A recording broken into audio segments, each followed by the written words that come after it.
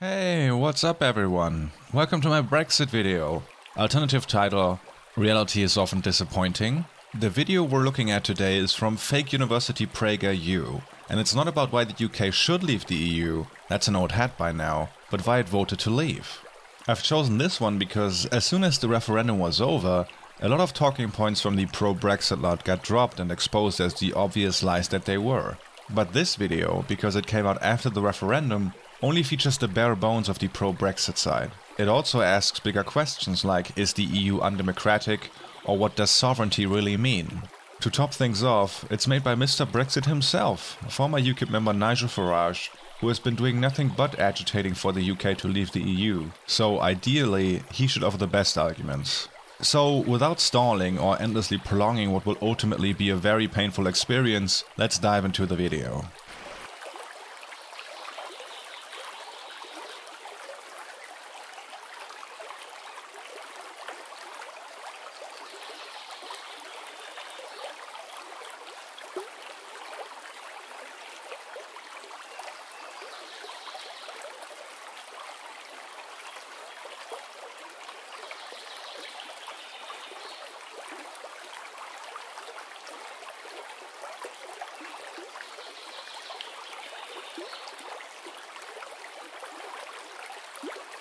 Okay, big government. And this is actually another reason why I like this video about Brexit so much. It becomes pretty clear from the get-go that this video is designed as propaganda, targeting an American audience. This is why the video starts out with the big government talking point, although the dichotomy of small versus big government usually isn't used as a political slogan in Europe. It's predominantly a pejorative in the American lexicon and doesn't make much sense in the context of European governmental bodies, since they're pretty much all big by American standards. But Farage used the slogan nonetheless because he wants to paint a picture of an overarching giant bureaucracy wasting tax money by shoving papers around. That doesn't really work with the EU though. The percentage of the EU's annual budget that goes towards administrative costs is about 6%, which is way less than what other national governments spend. Comparing the EU to any national governmental body in terms of efficiency is going to end up in a win for the EU, because it's way smaller and fulfills different functions. A look at the EU's costs per capita makes this blatantly obvious.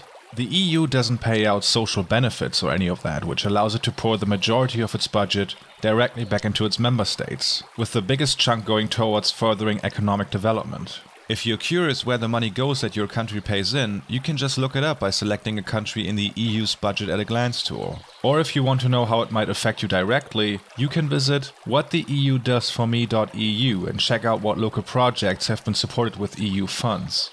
It's also wrong to think having the EU as a supranational body means significantly more bureaucracy for its member states, let alone ×2.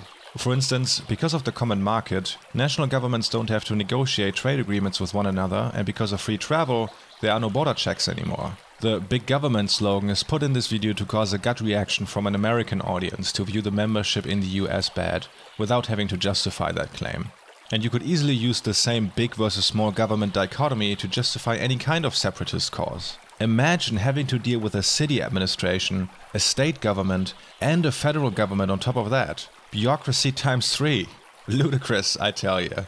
Let's get Germany back to when we had real freedom as a patchwork of feudal city-states. But that was just the intro, so let's see what Nigel Farage has in store for us.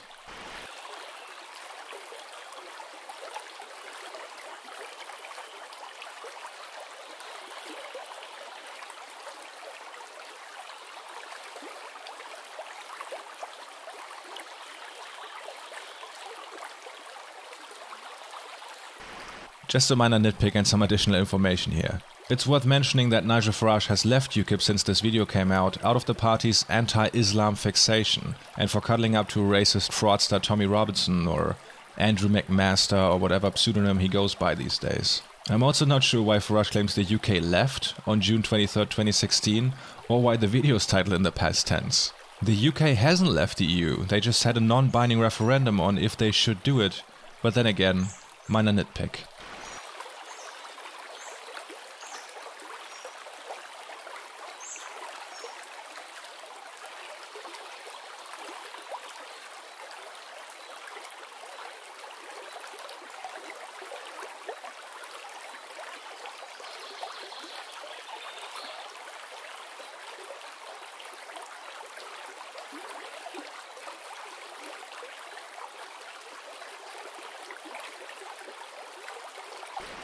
Okay, first real point, sovereignty. And what sovereignty actually means can vary a lot depending on who you ask, but for the sake of argument, let's use it as a stand-in for self-governance. So the question is, will the UK have more self-governance outside the EU than inside? Well, it definitely will have in some regards. Brushing aside that there are no EU laws on the books to whom the UK has not agreed, there won't be other nations involved in the making of laws and regulations. Or will there? Looking at the trade talks that have been going on since the referendum, it becomes clear that the former supposed shackles the UK had a say over will be replaced by new ones with much less leveraging power on the side of the Brits. The US, for instance, knows that the UK is in a weak position at the moment and uses that to push for deregulation of British markets and to get rid of consumer protection guidelines. The most recent example being the US insisting on lifting UK regulations on agricultural goods as part of a post-Brexit trade deal. This could also reduce the quality of food for UK citizens, since local industry might have to lower its standards as well to stay competitive with US companies. And this is not Project Fear, it's reality. It's happening right now. The US to UK ambassador recently even felt obliged to publish an op-ed defending the practice of bleaching chicken meat with chlorine, a practice that has been banned in the EU since the late 90s. And because these regulations are not linked to access to the world's largest trading bloc anymore, the UK doesn't have much to combat these demands. How's that for sovereignty? And if the UK wants to continue to sell its goods on the European market, it will still have to abide by EU rules, but without having a seat at the table in terms of what those rules actually are. Or take immigration, for example, which I know was a hot-button issue prior to the referendum.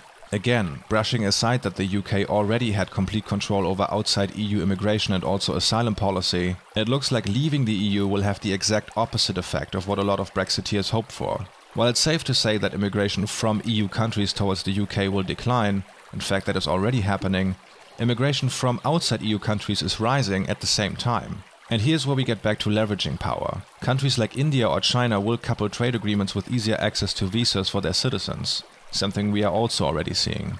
Regarding those faceless bureaucrats, if I want to check who represents me in the European Parliament, for instance, I can pretty easily look up not only their faces, but contact details and parliamentary activities. But, in all fairness, people from other EU member states are involved in drafting and passing legislation that affects the UK. But it's not like those laws only affect the UK, they affect the entirety of the EU. Similar to how MPs in British Parliament get to vote on legislation that not only affects the district they represent, but the rest of the country as well. You see it right now with Brexit itself. Scotland, for instance, voted to stay in the EU, but now are forced to leave regardless.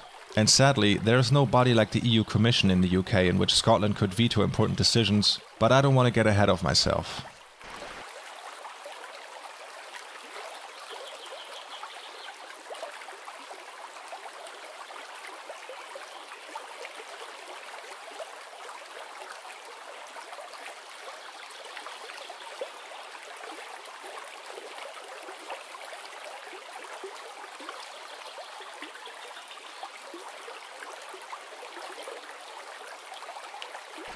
Now, there isn't much to say here, except that it's trying to frame Brexit as an ordinary people versus elites issue, when I would say the exact opposite is true. The winners of Brexit will be rich people who, due to the weak pound, will have it way easier snatching up property in the UK.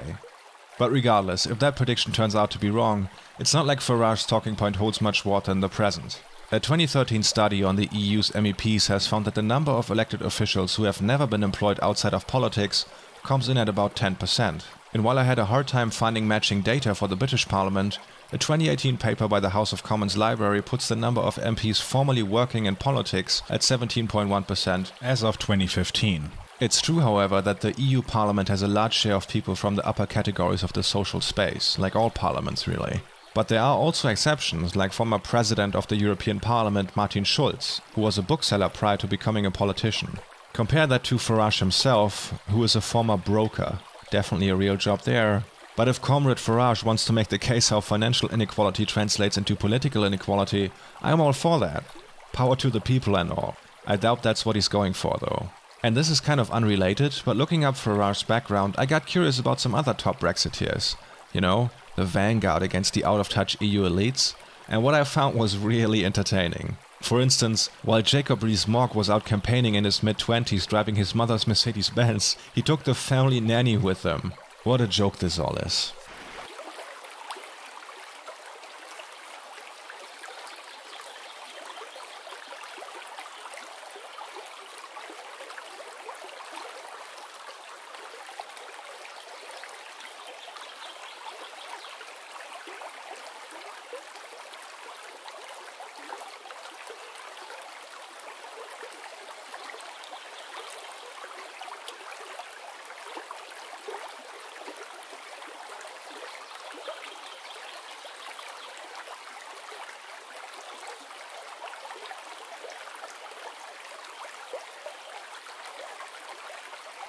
Before we jump into the EU's political system, if hijacked means they joined out of their own will to do so because they benefit from EU membership, I would agree, otherwise it's just a lie really.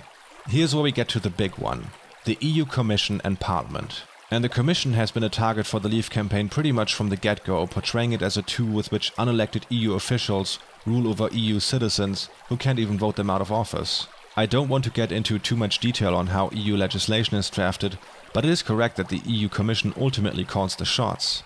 While laws can be requested by the Parliament, the European Central Investment Bank, 25% of its member states or the citizens themselves by gathering signatures or submitting petitions, the Commission doesn't have to comply with that.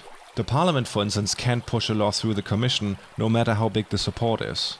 And as far as I can see, this argument has been one that convinced a lot of people that the EU is ultimately undemocratic and strips its member states of their sovereignty.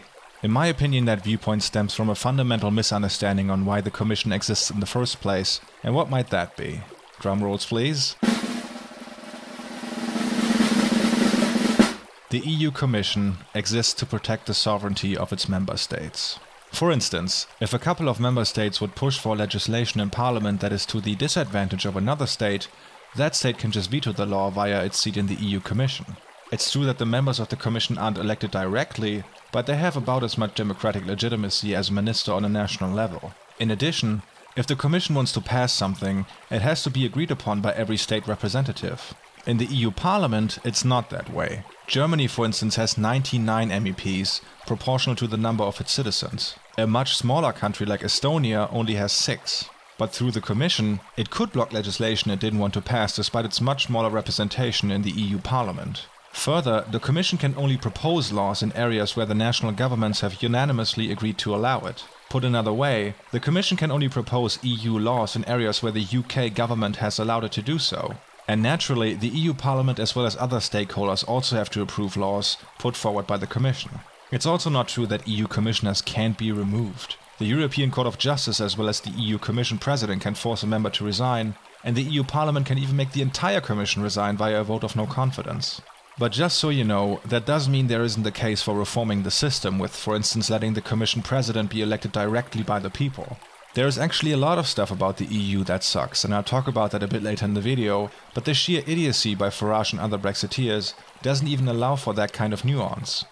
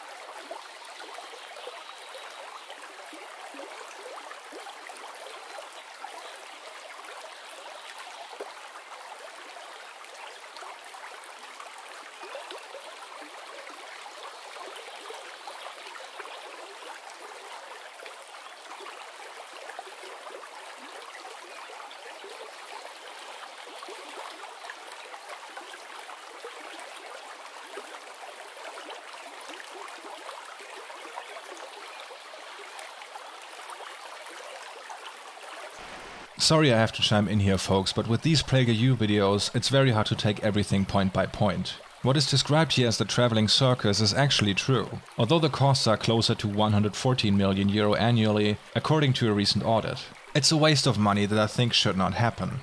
Funnily enough, this was initially done to save money. Back in the 50s, there was no suitable building available in Luxembourg, the seat of the European Coal and Steel Community, which was the predecessor to the EU. So they picked Strasbourg and were able to use the seat of the European Council to save money. Since then, a lot has happened and more EU institutions have been concentrated in Brussels, but France does not want to let go of their only major EU institution. That said, the EU is not a monolith. Most MEPs actually oppose this and sometimes even boycott gatherings in Strasbourg. So we'll see where it goes, I guess. But just to insert a sense of scale here, if you take the annual costs for moving to Strasbourg and multiply that times 3, you roughly have the estimated cost for Brexit, according to a study by the Centre for European Reform. Although these numbers are hard to determine, this estimate falls in line with the ones from officials at the Bank of England and the UBS Group. And when I say costs for Brexit, I mean costs each week from the time of the referendum to September 2018, resulting in roughly 20 billion euros up until that point. That's just the estimated loss in GDP growth, by the way, not the money the British government spends directly. Be that as it may, I genuinely have no idea why they decided to include the records of the EU's Court of Auditors at that point in the video. This court doesn't judge what money is spent for, but the reliability of the financial records. So this money being spent on moving to Strasbourg in itself has no effect on their assessment. For the last few years, the court has judged the records of the EU to be fair and accurate, but also found that more than 2% of payments contain errors. And these errors usually boil down to stuff like EU funds not being spent according to established guidelines, like awarding an EU-funded contract directly without holding a proper bidding process. And guess who is responsible for that? It's the member states. In the UK's example, a 2014 Public Accounts Committee criticised the following.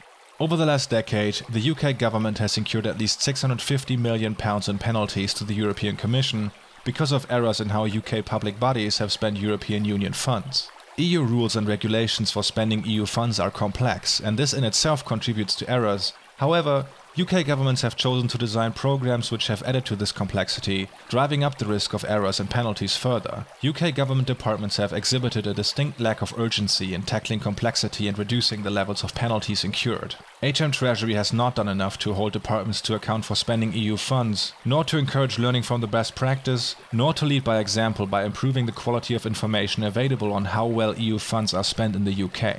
So much for that. Now let's listen to what Nigel concludes from the fact that France is able to block the moving of Parliament to Brussels entirely.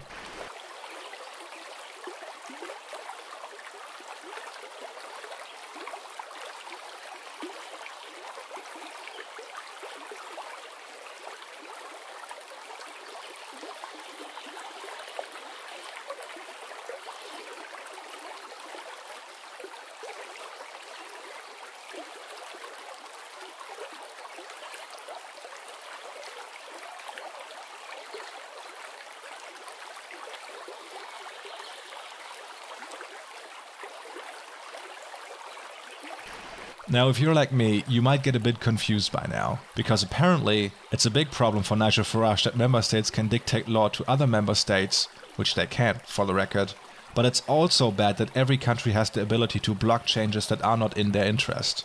I'm starting to think a large portion of EU criticism by right-wingers is just an inner political tool and lacks any kind of substance or consistency. But we're about to be served a real example of supposed EU tyranny, so let's listen in.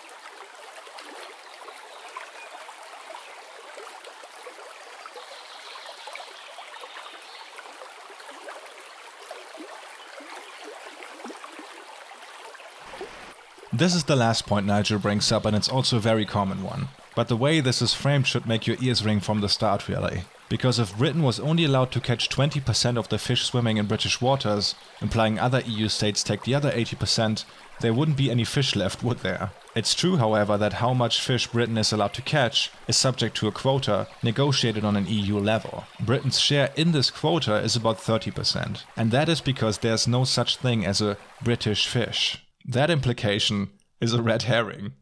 Fish don't respect national boundaries, and depending on the fish and the time of the year, they move in and out of British waters. In the case of the North Sea herring, for example, most of the juveniles live in the southeast corner around the German Bight, whereas the adults tend to congregate around the Shetland Isles prior to spawning at various sites along the British coast. This is why EU countries strike agreements on how much each member state can catch. It's also not like it's just 30% that Britain gets, it depends on the fish really. For example, the UK gets about 84% of the North Sea header quota, 81% of the North Sea monkfish quota, and 98% of the West of Scotland prawn quota, but only 4% of the North Sea spread quota. Adding to that, these quotas are largely based around the agreements that existed prior to the EU, some even date back to the Middle Ages. So leaving the EU does not mean the UK will have more control over how much fish they can catch. They just opt out of the existing agreement and will ultimately have to strike another one. But wait, I hear you say. Can the UK just say, these are our waters, we will catch how much fish we please, and we don't care about other countries. They can just stick to their own waters. Theoretically speaking, that's possible, but here's where we get to what actually destroyed a significant part of the British fishing industry. It's called the Cod Wars, which were a series of disputes over fishing rights between the UK and Iceland. Mostly they were kicked off by Iceland going, see these waters over there? Yeah, that's our fishing territory now. At one point it even escalated to ships intentionally ramming into one another, British fisher boats requiring protection from the Royal Navy, and Iceland allegedly demanding the US to send fighter jets and bomb British ships. Isn't history amazing? In the end, all these disputes ended in favor of Iceland, resulting in thousands of British fishermen becoming redundant. Here you might be asking yourself how a nation like Iceland was able to force a naval superpower like Britain into submission. It was actually pretty easy for Iceland. They just threatened to pull out of NATO. And since Iceland is placed in the Greenland-Iceland-UK gap, which was a submarine warfare choke point during the Cold War, the UK had no choice but to back down. One more thing regarding fishing rights though, it's true that even after the Cod Wars, small fishing businesses that make up the engines of a lot of coastal communities have been declining. But this is much more likely down to the fact that the splitting up of the quota, which the UK government is responsible for, is mostly ending in favor of large companies rather than small ones.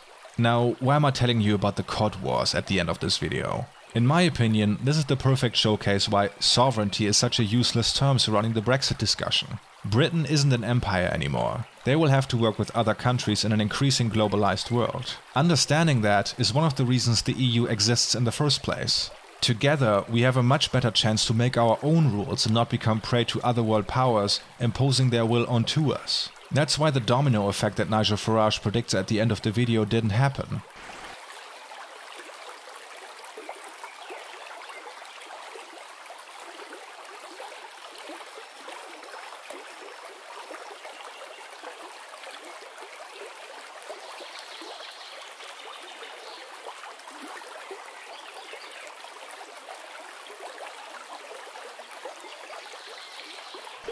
The Leave camp seems to have miscalculated who the dominant power in Europe really is, and that this power will do everything to protect its member states and demonstrate that being in the EU actually means something. For instance, prior to the referendum when the subject of the Irish border came up, as rarely as that happened, prominent Brexiteers seemed pretty confident to be able to strike a deal with the EU despite its red lines on the issue. Now it turns out that the EU won't throw Ireland under the bus, and the UK slowly starts to realize what being outside the club really means. And please don't get me wrong, there are a lot of aspects about the EU that are genuinely worth of criticism. We see it right now with the huge opposition to Article 13. And if you're mad about that, here's what you can do. Keep that anger inside, grow it, care for it like some kind of rage baby, and then let it out at the ballot box during the European elections in May. Here's a handy breakdown to help you channel that anger. Besides that, I would even go as far as to say the EU project will fail if it doesn't find an alternative to its dysfunctional monetary policy. Setting up the EU like I would like to have it would not only require changing several treaties, but also the shift away from neoliberal politics. And although movements are springing up that push for a change like this, it remains a gigantic challenge. But even if the UK would take a significant swing to the left after leaving the EU, it cannot escape the gravitational influence of Europe. 21st century socialism requires transnational cooperation. Brexit, as a project of nationalist re-entrenchment, offers nothing to combat the effects of global capitalism. I always felt like I missed my chance to make a video about Brexit since I wasn't making videos while the decision was made, but as seen in this video, even now the people who pushed for Brexit deny to accept what has become an obvious truth. Brexit was, and is, a giant con. It's a dangerous fantasy that won't solve Britain's problems and will also make life worse for the average person. And the people who pushed for it and remain to push for it despite this reality deserve to be hounded out of their political careers for so willingly deceiving the people they are supposed to represent.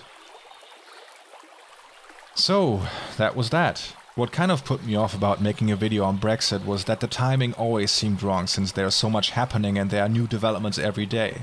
And with Brexit possibly being postponed now and Labour backing a second referendum, who knows what will happen? Maybe there will really be a second chance to decide. Or perhaps I'll have to set up some kind of refugee commune for British left tubers here on the mainland. Another thing that I couldn't find the right spot for in this video is that non-Brits who oppose Brexit should keep in mind that a bunch of people didn't vote for Brexit or have since changed their minds. With Europe's growing frustration at Brexit, I've repeatedly seen anger over Brexit being expressed as a sort of casual bigotry, and we shouldn't ever let that slide. I think that's it for today. If you listen to me ramble over the credits, you're probably extremely impressed by the names rolling by. Luckily, you can get in on the action by becoming a patron via the link in the description. My last couple of videos were light on history, unfortunately, but I'm going to make up for it with the next one, when we'll talk about the Crusades. How exciting! Until then, let's just all try to stick it out, and I hope to see you the next time. Have a good one.